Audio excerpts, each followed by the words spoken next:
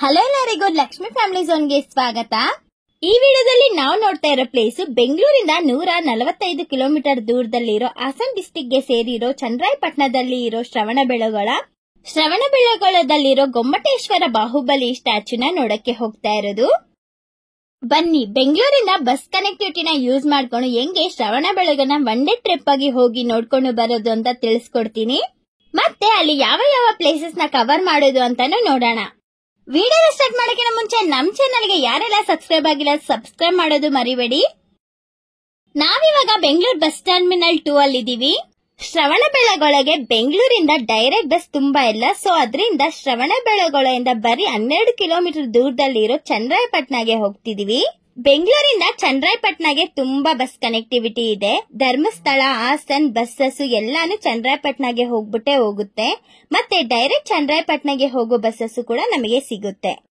ನೀವು ಬಸ್ ಹತ್ತಕ್ಕಿಂತ ಮುಂಚೆ Channarayapatna bus stop ಒಳಗಡೆ ಹೋಗುತ್ತಾ ಅಂತ ಕೇಳ್ಕೊಂಡು ಹತ್ತಿ. ಬೆಂಗಳೂರಿಂದ ಆದಷ್ಟು ಬೇಗ ಹೊರಡಕ್ಕೆ ಟ್ರೈ ಮಾಡಿ, ಯಾಕೆಂದ್ರೆ ಗೊಮ್ಮಟೇಶ್ವರ ಬಾಹುಬಲಿನ ನೋಡೋದಿಕ್ಕೆ ನಾವು ಹೋಗೋದಿಕ್ಕೆ ಸ್ಟೆಪ್ಸ್ ನ ಹತ್ಕೊಂಡು ಹೋಗ್ಬೇಕಾಗಿರುತ್ತೆ. ಬೆಂಗಳೂರಿಂದ ಶ್ರವಣಬೆಳಗೊಳಗೆ ಬಸ್ ಚಾರ್ಜ್ ಬಗ್ಗೆ ನೋಡೋದಾದ್ರೆ ಒಬ್ಬರಿಗೆ 198 ರೂಪಾಯಿನ ಚಾರ್ಜ್ ಮಾಡ್ತಾರೆ. ಬಸ್ ಅಲ್ಲಿ 3 ಅವರ್ಸ್ ಜರ್ನಿ ಇರುತ್ತೆ. ಶ್ರವಣಬೆಳಗೊಳಗೆ ಬೆಂಗಳೂರಿಂದ ಬಸ್ ಫೆಸಿಲಿಟಿ ಮಾತ್ರ ಅಲ್ಲ, ಟ್ರೈನ್ ಫೆಸಿಲಿಟಿನೂ ಇದೆ. ಬೆಂಗಳೂರಿಂದ ಶ್ರವಣಬೆಳಗೊಳ ಡೈರೆಕ್ಟ್ ಟ್ರೈನ್ ಫೆಸಿಲಿಟೀಸ್ ಕೂಡ ಇದೆ. ಶ್ರವಣಬೆಳಗೊಳ ರೈಲ್ವೆ ಸ್ಟೇಷನ್ ಇಂದ ಬಾಹುಬಲಿ ಹತ್ರ ಹೋಗೋದಿಕ್ಕೆ 3.5 ಕಿಲೋಮೀಟರ್ಸ್ ದೂರ ಇದೆ. ನೋಡಿ, ನಾವಿವಾಗ ಚನ್ನರಾಯಪಟ್ಟಣಗೆ ರೀಚ್ ಆಗಿದೀವಿ. ಚನ್ನರಾಯಪಟ್ಟಣದಿಂದ ಶ್ರವಣಬೆಳಗೊಳಗೆ 12 ಕಿಲೋಮೀಟರ್ಸ್ ಇದೆ. ಚನ್ನರಾಯಪಟ್ಟಣದಿಂದ ನಾವು ಶ್ರವಣಬೆಳಗೊಳಗೆ ರೀಚ್ ಆಗೋದಕ್ಕೆ ಬಸ್ ಫೆಸಿಲಿಟಿನೂ ಇದೆ. ಟೈಮಿಂಗ್ಸ್ ಅಂತ ಇಲ್ಲ, 10 ಮಿನಿಟ್ಸ್ ಗೆ ಒಂದು ಬಸ್ಸಸ್ ನಮಗೆ ಚನ್ನರಾಯಪಟ್ಟಣದಿಂದ ಶ್ರವಣಬೆಳಗೊಳಗೆ ಸಿಗುತ್ತೆ. ಚನ್ನರಾಯಪಟ್ಟಣದಿಂದ ಶ್ರವಣಬೆಳಗೊಳಗೆ 12 ಕಿಲೋಮೀಟರ್ಸ್ ಗೆ 18 ರೂಪೀಸ್ ನ ಚಾರ್ಜ್ ಮಾಡ್ತಾರೆ. ಬಸ್ ಅಲ್ಲಿ 30 ಮಿನಿಟ್ಸ್ ಜರ್ನಿ ಇರುತ್ತೆ.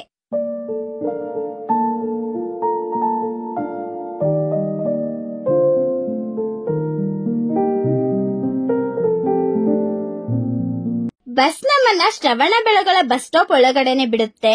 ನಾವು ಶ್ರವಣಬೆಳಗೊಳದಲ್ಲಿ ಬಸ್ ನ ಇಳಿದ ತಕ್ಷಣ ನಮ್ಗೆ ಕಣ್ಣಿಗೆ ವಿಂಧ್ಯಗಿರಿಯಲ್ಲಿರೋ ಗೊಮ್ಮಟೇಶ್ವರ ಸ್ಟ್ಯಾಚ್ಯೂ ಕಾಣಿಸುತ್ತೆ.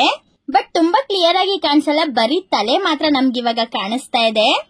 ಶ್ರವಣಬೆಳಗೊಳಗೆ ರೀಚ್ ಆದ್ಮೇಲೆ ನಾವು ನೋಡ್ಬೇಕಾಗಿರೋ ಪ್ಲೇಸಸ್ ಯಾವ್ದ್ಯಾವ್ದು ಅಂದ್ರೆ ಚಂದ್ರಗುಪ್ತ ಬಸದಿ, ವಿಂಧ್ಯಗಿರಿ ಗೊಮ್ಮಟೇಶ್ವರ ಸ್ಟ್ಯಾಚ್ಯೂ, ಚಂದ್ರಗಿರಿ ಬೆಟ್ಟ, ಶ್ರೀ ದಿಗಂಬರ ಜೈನ ಮಠ, ಶ್ರೀ ಅಕ್ಕಣ್ಣ ಬಸದಿ, ಶ್ರೀ ಈಶ್ವರ ಟೆಂಪಲ್, ಭದ್ರಬಾಹು ಗವಿ.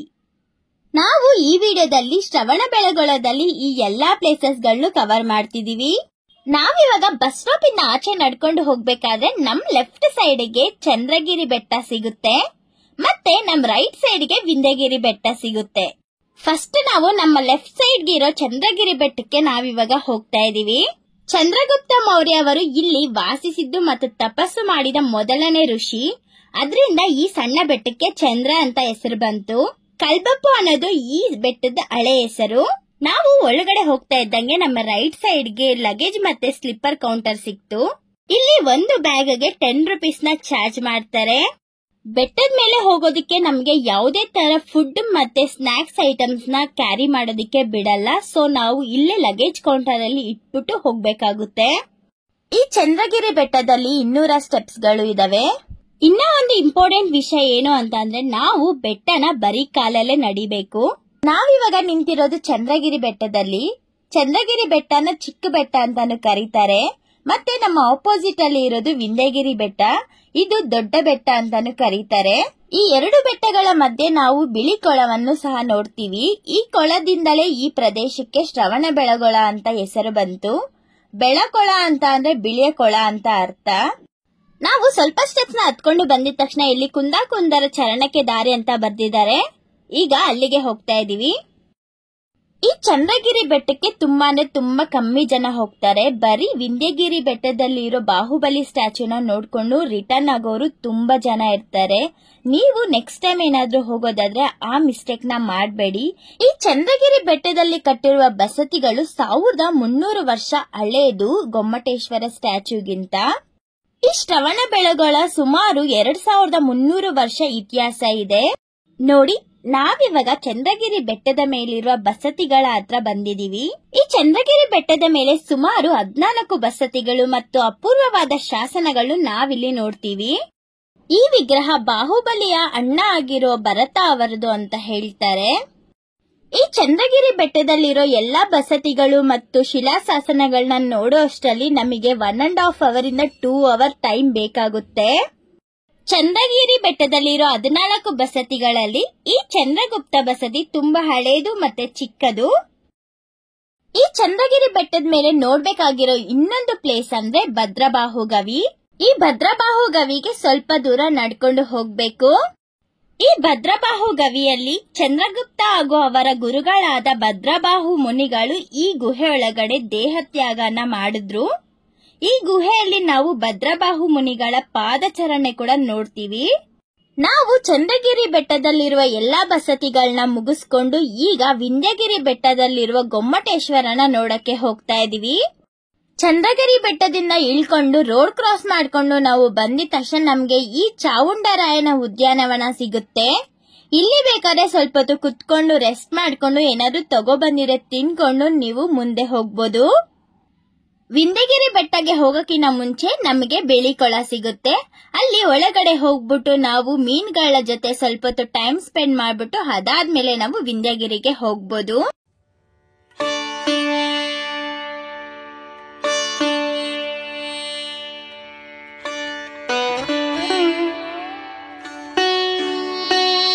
ಈ ವಿಂಧ್ಯಗಿರಿ ಬೆಟ್ಟದ ಟೈಮಿಂಗ್ಸ್ ನೋಡೋದಾದ್ರೆ ಬೆಳಗ್ಗೆ 6 ಗಂಟೆಯಿಂದ ಸಂಜೆ 5:30 ತನಕ ಮಾತ್ರ ಇರುತ್ತೆ. ವಿಂಧ್ಯಗಿರಿಯಲ್ಲಿರುವ ಗೊಮ್ಮಟೇಶ್ವರ ಸ್ಟ್ಯಾಚ್ಯೂನ ನೋಡೋದಕ್ಕೆ ಯಾವುದೇ ತರ ಎಂಟ್ರಿ ಫೀ ಇರಲ್ಲ. ಈ ಬೆಟ್ಟದಲ್ಲೂ ಸಹ ಚಂದ್ರಗಿರಿ ಬೆಟ್ಟ ತರನೇ ಯಾವುದೇ ತರ ಫುಡ್ ಐಟಮ್ಸ್ ನ ಕ್ಯಾರಿ ಮಾಡೋದಕ್ಕೆ ಬಿಡಲ್ಲ. ಈ ಬೆಟ್ಟದ ಕೆಳಗಡೆ ಕೂಡ ನಮಗೆ ಲಗೇಜ್ ಇಡೋದಕ್ಕೆ ಲಗೇಜ್ ಕೌಂಟರ್ ಇದೆ. ಕೆಳಗಡೆ ಮ್ಯಾಪ್ ಹಾಕಿರ್ತಾರೆ, ಅದನ್ನ ನೋಡ್ಕೊಂಡು ನಾವು ಹೋಗ್ಬೋದು. ವಿಂಧ್ಯಗಿರಿಯಲ್ಲಿರುವ ಗೊಮ್ಮಟೇಶ್ವರ ಬಾಹುಬಲಿನ ನೋಡೋದಕ್ಕೆ 614 ಸ್ಟೆಪ್ಸ್ ನ ಹತ್ತಬೇಕು. ಇನ್ನ ಒಂದು ಇಂಪಾರ್ಟೆಂಟ್ ವಿಷಯ ಏನು ಅಂತ ಅಂದ್ರೆ ನಾವು ಬೆಟ್ಟನ ಬರೀ ಕಾಲಲ್ಲೇ ನಡ್ಕೊಂಡು ಹೋಗ್ಬೇಕು. ಸೊ ಅದರಿಂದ ನೀವು ಮನೆಯಿಂದ ಬರ್ಬೇಕಾದ್ರೆ ಸಾಕ್ಸ್ ನ ಕ್ಯಾರಿ ಮಾಡಿ. ಇನ್ ಕೇಸ್ ಮರ್ತೋಯ್ತು ಅಂದ್ರೂ ತೊಂದ್ರೆ ಇಲ್ಲ, ಯಾಕೆಂದ್ರೆ ಇಲ್ಲಿ ಸ್ಟೆಪ್ಸ್ ಹತ್ತೋ ಕಡೆನೆ ಮಾರ್ತಿರ್ತಾರೆ, ನೀವು ತಗೋಬಹುದು. ಈ ಬೆಟ್ಟನ ಹತ್ತೋದಕ್ಕೆ ತುಂಬಾ ಜನಕ್ಕೆ ಟಯರ್ಡ್ ಆಗುತ್ತೆ, ಯಾಕೆ ಅಂದ್ರೆ 614 ಸ್ಟೆಪ್ಸ್ ಇರೋದ್ರಿಂದ ನೀವು ಸ್ವಲ್ಪ ಸ್ವಲ್ಪನೇ ಹತ್ಕೊಂಡು ಹೋಗಿ. ನಾವು ಅರ್ಧ ಸ್ಟೆಪ್ಸ್ ನ ಹತ್ತೋ ಅಷ್ಟರಲ್ಲಿ ನಮಗೆ ತ್ರಿಕೂಟ ಬಸತಿ ಸಿಗುತ್ತೆ. ಇಲ್ಲಿ ಒಳಗಡೆ ಶಾಂತಿನಾಥ ಭಗವಾನರು, ಆದಿನಾಥ ಭಗವಾನರು, ನೇಮಿನಾಥ ಭಗವಾನರನ್ನ ನೋಡ್ತೀವಿ. ಗೊಮ್ಮಟೇಶ್ವರ ಬಾಹುಬಲಿನ ನೋಡೋದಕ್ಕೆ ನಾವು ಇನ್ನೂ ಸ್ವಲ್ಪ ಸ್ಟೆಪ್ಸ್ ನ ಹತ್ತಬೇಕು. ಸ್ಟೆಪ್ಸ್ ನ ಹತ್ತಬೇಕಾದ್ರೆ ನಮ್ಗೆ ತ್ಯಾಗದ ಕಂಬನ ನೋಡ್ತೀವಿ. ಇದು 10ನೇ ಶತಮಾನದಲ್ಲಿ ನಿರ್ಮಾಣ ಮಾಡಿರೋದು. ನಾವಿವಾಗ 614 ಸ್ಟೆಪ್ಸ್ ನ ಹತ್ಕೊಂಡು ಈಗ ಗೊಮ್ಮಟೇಶ್ವರ ಬಾಹುಬಲಿನ ನೋಡಕ್ಕೆ ಹೋಗ್ತಾ ಇದೀವಿ. ಈ ಗೊಮ್ಮಟೇಶ್ವರ ಪ್ರತಿಮೆನ ಗಂಗಾ ರಾಜವಂಶದ ಮಂತ್ರಿ ಮತ್ತು ಸೇನಾಧಿಪತಿ ಚಾವುಂಡರಾಯನು ನಿರ್ಮಿಸಿದ್ದಾರೆ. ಈ ಗೊಮ್ಮಟೇಶ್ವರ ಬಾಹುಬಲಿ ಜೈನರ ಕಾಶಿ ಅಂತಾನೆ ಕರೀತಾರೆ.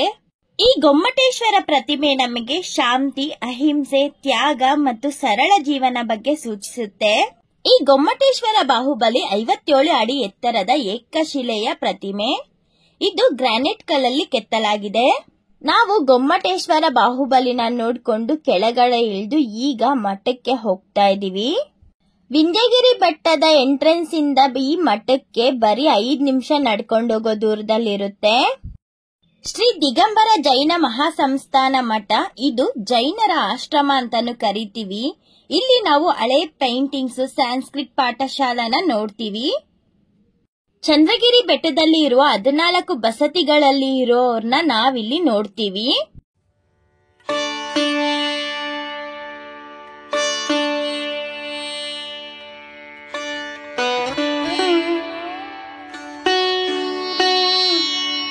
ಇನ್ನೊಂದು ವಿಶೇಷ ಏನು ಅಂತ ಅಂದ್ರೆ ಇಲ್ಲಿ ಬಾಹುಬಲಿ ಮೂರ್ತಿನ ಇಟ್ಟಿದ್ದಾರೆ. ಇನ್ ಕೇಸ್ ನೀವು 614 ಮೆಟ್ಲನ್ನ ಹತ್ಕೊಂಡು ಗೊಮ್ಮಟೇಶ್ವರನ ನೋಡೋದು ತುಂಬಾ ಕಷ್ಟ ಅಂತ ಅಂದ್ರೆ ನೀವು ಇಲ್ಲಿಗೆ ಬಂದ್ಬಿಟ್ಟು ಇಲ್ಲಿರೋ ಗೊಮ್ಮಟೇಶ್ವರನ ದರ್ಶನ ಮಾಡ್ಕೋಬಹುದು. ಈ ಮಠದ ಹತ್ರ ಭೋಜನ ಶಾಲೆ ಇದೆ.